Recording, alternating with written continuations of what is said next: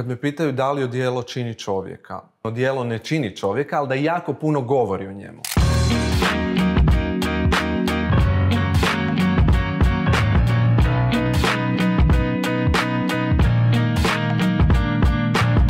Ja sam Marko Grubnić, modni stilist i zadnjih već 20 godina se bavim stylingom. Napravio sam ozbiljnu karijeru na zanimanju za koje čak i ne postoji škola, kamoli fakultet.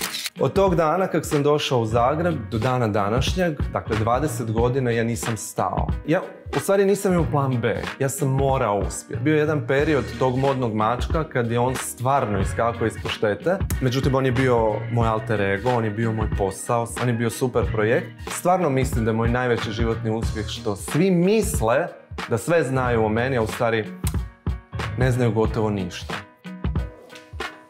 Ja sam Marko Grubnić i ovo je moj skill box.